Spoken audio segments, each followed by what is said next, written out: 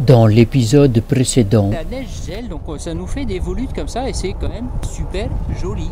Donc il y a du poisson, a priori il serait du saumon, voilà.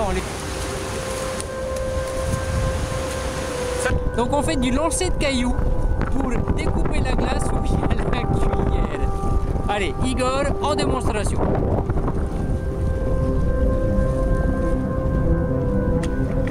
Voilà. J'ai trouvé en fait le premier frisbee préhistorique.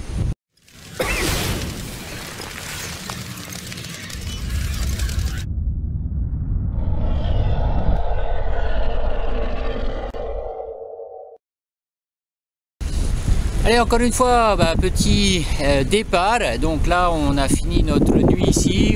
Il est maintenant 9h30 et il fait beau. On a quasi pas de vent. Un peu frais, ça c'est normal. Et je vous laisse regarder un petit peu, on va admirer le ciel qu'on a au petit matin sur les mers australes.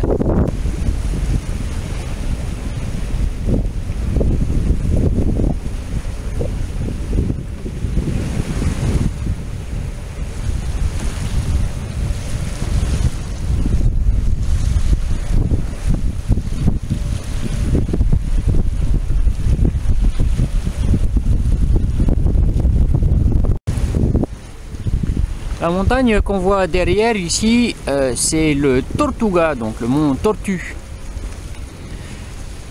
Et puis toute la bande donc blanche là-bas sur ce ciel avec des couleurs absolument magnifiques, c'est l'île Host.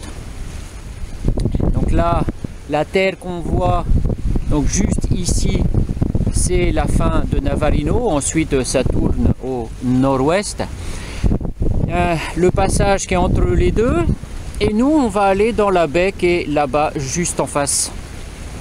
On va suivre un petit peu pour l'instant comme ça. On va tirer un bord. Il devrait y avoir un tout petit peu de mer. Et on va essayer d'éviter les vagues de travers. Ce qu'on voit en face, c'est l'île Host. Absolument magnifique avec juste le sommet des montagnes illuminé par le soleil levant que j'ai dans mon dos. Et là-bas où on va, c'est la baie Tekenika. Regardez ça. Le soleil sur le haut des montagnes de l'île Host.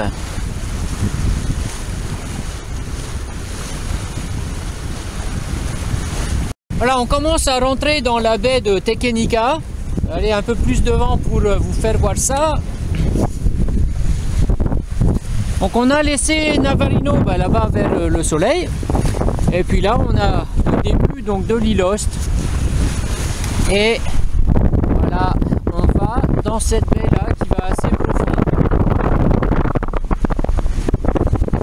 Et puis on va chercher un petit endroit tranquille. Le capitaine, lui, il a pas mal d'endroits ici pour aller se poser. On a une journée absolument magnifique, pas un seul nuage, quasiment pas de vent, enfin très peu de vent. Ça va être bien, on va encore chercher un petit peu d'eau douce, on va peut-être chercher un petit peu de castor, on va peut-être poser un petit peu un filet. Notre ami Diego aime bien pêcher. Hier il a chopé quelques saumons et quelques bars. Et puis on va voir combien de temps on va rester là.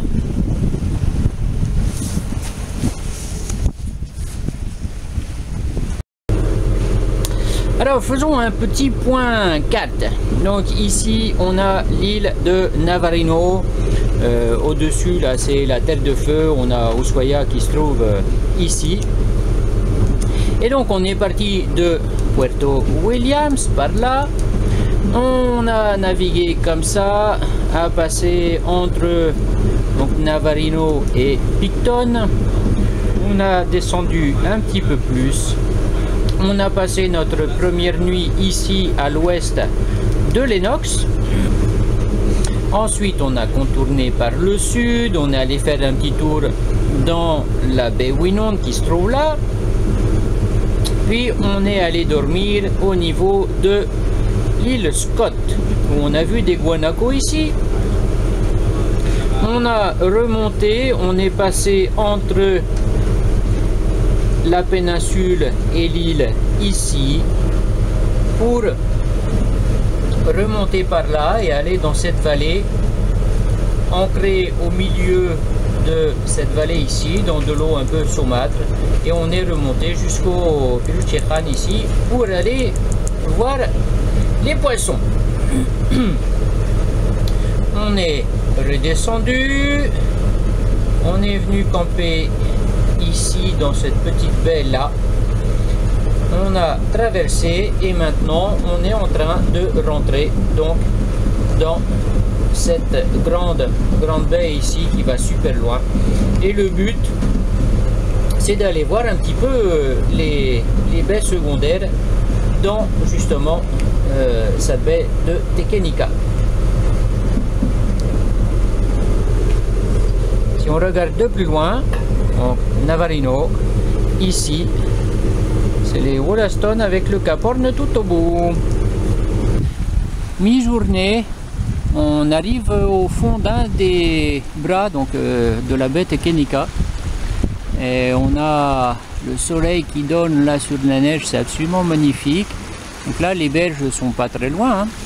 L'entrée est là-bas derrière le bateau, et puis nous on navigue là-dedans.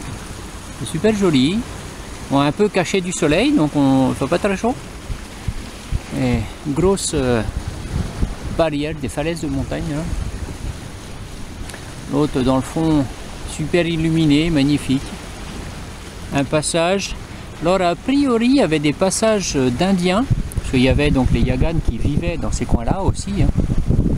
Et ils profitaient des passes comme ça, donc pour passer d'un côté de l'île Hoste à de l'autre côté de l'île Hoste, donc à certains endroits comme ça, donc qui s'appellent les Pasos del Indio.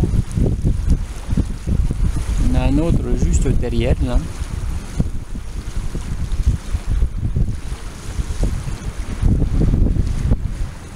Un ciel magnifique, très peu de nuages.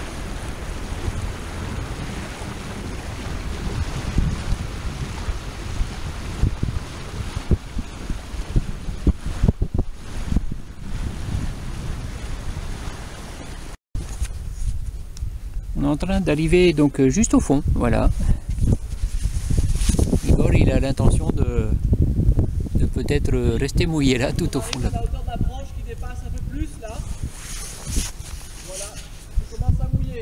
La petite ou la grande? La grande. Ok. Et on va aller comme ça jusqu'au fond, donc tu mouilles, tu mouilles, tu mouilles. Cul-de-sac. Voilà, on vient de faire notre mouillage, donc dans le fond de cette petite baie. On prend l'annexe, donc le petit moteur, le petit bateau avec le moteur hors bord, et puis on va s'accrocher donc là sur un arbre de ce côté-là, sur un arbre de l'autre côté pour tirer l'arrière du bateau, et puis l'avant en fait il est ancré dans le sens de la sortie pour ici. Là on n'a pas beaucoup de risque de vent, hein. Les falaises sont super hautes d'un côté comme de l'autre, donc on va être super bien protégé. Il n'y a pas de raison de pouvoir pivoter autour de notre point d'ancrage. Donc voilà, on va rester un petit peu là, on va déjà manger. Et après on va explorer un peu. Petite balade digestive. Donc là on a notre bateau qui est derrière ça. Donc là ça nous fait toute petite colline et puis ça descend au bateau qui est derrière. Donc là on est venu, on a repéré un petit peu au drone. Et donc là on a la vallée qui part à l'ouest grosso modo. On a ce tout petit lac ici. On a des petites cascades sympathiques là comme là sur le côté, ça vient donc des montagnes, c'est l'autre fond des montagnes. Et puis au bout on a la rivière, et si on suit cette vallée, normalement on devrait arriver à un autre lac qui a priori serait gelé. Et moi ce qui m'étonne, c'est que dans ce petit truc là, j'ai vu des choses bouger un petit peu en surface, donc il est tout à fait possible qu'il y ait des poissons. Alors poissons qui seraient venus d'où? De la mer certainement, parce qu'il n'y a pas de poissons quasiment rien d'endémique dans toutes ces eaux-là. On va essayer de voir un petit peu.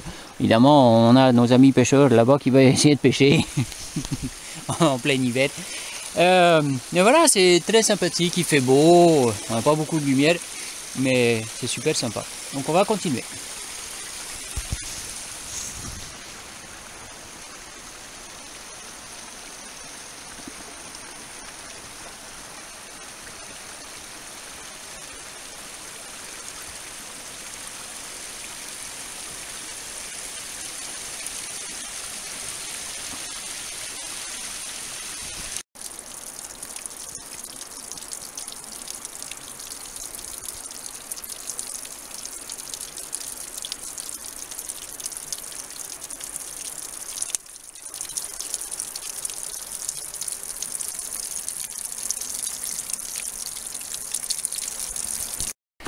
On a notre capitaine qui essaye de battre un record. C'est le record de nage sur glace. Magnifique, record battu.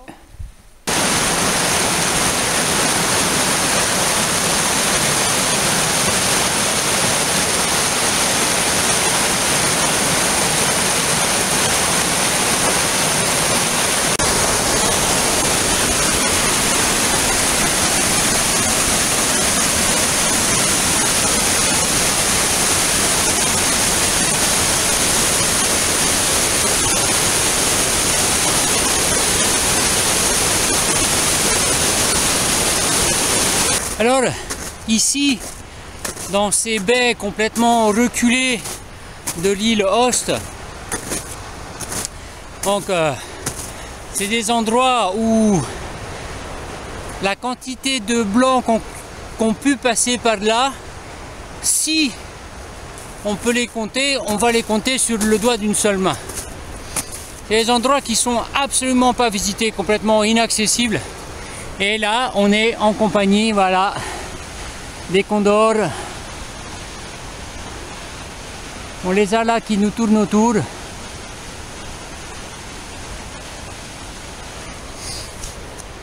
C'est juste magnifique, quoi, en fait. Être là, c'est pas mal. Hein? Et rendez-vous compte un petit peu les efforts que je fais pour vous, les sacrifices, hein? Hein? Regardez, je suis dans le froid, dans la neige, il y a les oiseaux qui tournent autour pour me bouffer. Moi, j'ai peur. Je viens de trouver des traces, là, qui viennent de la petite rivière au-dessus, en haut du premier petit lac qu'on a vu tout à l'heure. Et là, j'ai absolument aucune idée de ce que c'est comme trace. Ça fait la taille de la main. C'est assez rapproché, il y a une autre patte là, une autre patte là, une autre patte là. Et j'ai aucune idée de ce que c'est que cette forme de patte. Voilà, on s'est approché d'un petit truc là qu'on voulait voir au niveau de la côte. Et on a ici une baleine morte. Donc on voit ici, c'est la partie de la tête avec la cage thoracique en direction de la queue par là. On a une omoplate par ici, on a la tête a priori par une partie de la tête par là. Là, c'est, si je me trompe pas, c'est une partie de mâchoire. Fait sa petite taille quand même, hein.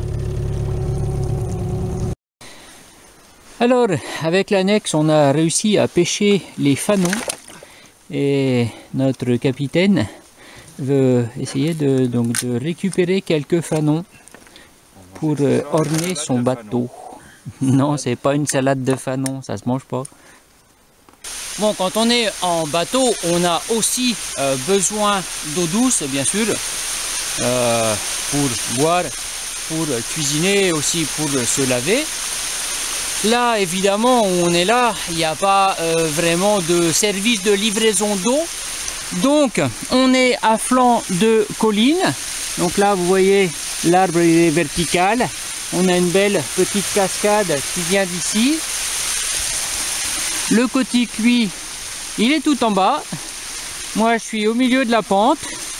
Et je suis venu accrocher un arrosoir et on a un tuyau qui part jusqu'à notre réservoir d'eau douce à bord là-bas. Donc là on en a pour 1 heure peut-être à remplir notre réservoir d'eau. On est bien, c'est un petit peu couvert, mais il n'y a absolument pas de vent ici, c'est très protégé dans ces fjords qui sont comme ça. On n'a pas de pluie, on est bien, on prend tout notre temps et c'est ça un petit peu la vie nomade en fait. Et vous savez très bien que moi tous ces trucs là j'aime bien quoi. Quand le capitaine a demandé qui c'est qui voulait monter pour escalader la cascade pour aller chercher de l'eau, j'étais pas le dernier à me proposer quand même. C'est cool. Bon allez, maintenant pendant que ça se remplit, corvée de lavage de linge aussi, parce qu'on a beau être en vadrouille, pas pour ça qu'il faut pas se laver et qu'il faut pas laver ses fringues. Hein, tous les chaussettes, les trekkers, là, qui ont les chaussettes qui puent et les pieds pourris, là, lavez vos pieds. En explorant un petit peu du côté de la cascade, j'ai trouvé donc là, à flanc de colline, des vieilles canalisations qui étaient utilisées donc pour sortir de l'eau. Donc c'est super vieux, c'est tout bouffé. Ça devait appartenir certainement à l'armée. Et donc il y avait en haut, j'ai trouvé un reste de bidon aussi. Donc ils venaient piocher ou détourner en fait l'eau de la cascade qui se trouve ici comme ça et l'envoyer à flanc de colline et dans cette petite baie ici en dessous qui est très facile d'accès, même avec un gros bateau de guerre, un gros bateau de l'armée, puisque le fond tombe vraiment abrupt sur une quarantaine de mètres. Donc j'ai trouvé là ces vieilles canalisations.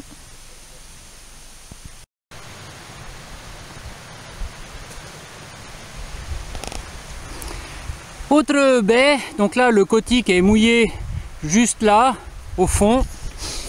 Et puis là, on fait une petite exploration de la vallée qui débouche au fond de ce petit fjord. Il y a apparemment un lac au-dessus. On a une jolie rivière encore avec une jolie cascade. Et on a croisé quelques traces de renards. Bon, malheureusement, mes collègues ont un peu piétiné les traces, donc j'ai pas pu les prendre en photo, j'ai pas pu les filmer. Ici, sur l'île Host, il y a un renard qui est originaire d'ici. Dans toute la région, il y a 2 types de renards, les gris et les roux. Et donc il y en a seulement un qui est originaire d'ici et l'autre a été introduit pour chasser les lapins que les premiers colons avaient implantés et puis qui étaient devenus incontrôlables. Donc évidemment, ils ont mis des renards. Et comme toujours, l'espèce invasive prend toujours le pas sur, un peu au moins, sur l'espèce qui est native. Donc j'espère retrouver quelques traces de renards, histoire de vous faire voir ça. Ce serait encore mieux d'en voir, mais bon, ça risque d'être un peu difficile. Allez, fin de la vallée, et là, arrivé sur le petit lac. Donc là, un peu différent de celui qu'on a vu hier, et avec des bords un peu plus abrupts et une forme complètement différente. Allez, on va explorer ça. Les pêchaillons là, ils vont essayer de pêcher un petit peu. Bon, évidemment, ils vont rien prendre en hiver, c'est normal qu'ils prennent rien. Et là, avec, donc là le débouché il est là, et là ça va jusqu'à la mer. Au bout là-bas, que je filmerai peut-être au retour, mais on a une cascade qui fait environ 5 mètres de haut. Donc c'est pas par la mer que vont venir les poissons. Par contre, il y a du castor, évidemment. J'ai déjà vu des traces.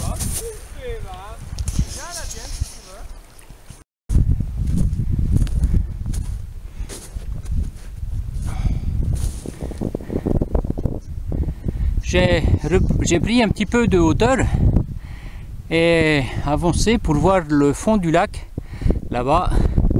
Absolument magnifique. Ces falaises qu'on a au bout qui tombent vraiment à la verticale, c'est absolument grandiose. Là, de ce côté-là, c'est le débouché, donc c'est par là que je suis monté. Là, ça va jusqu'à la mer, le Cotic est derrière. Mais là, cette fin là-bas, cette muraille, absolument grandiose. On va toujours, hein, la neige partout. La neige, là aujourd'hui, elle est assez molle. Le temps menace un petit peu à la pluie, ça s'est radouci un peu. Et donc la neige est complètement molle. Et le sol est complètement mou aussi, pas du tout gelé. Assez bizarre à marcher. Et pour l'instant, je vois pas de condor. Attendre un petit peu qu'ils arrivent. Je viens de retrouver des traces de renard. Donc ici on voit les deux pattes. Puis là, comme ça, et toute la lignée donc qui se dirige par ici et ensuite qui rentre dans le bois. On a changé d'endroit. On est parti de notre petite baie pour aller voir une autre baie.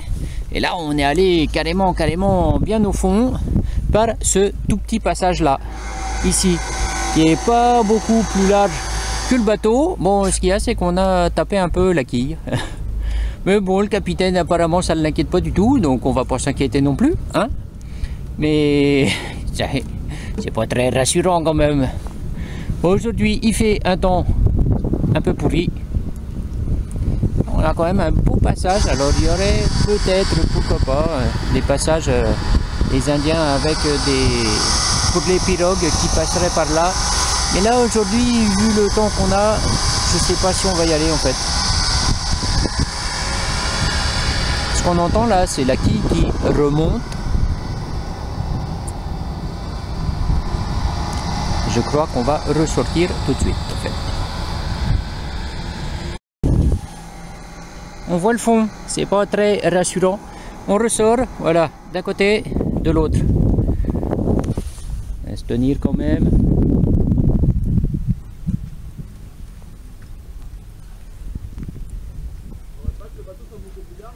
Non.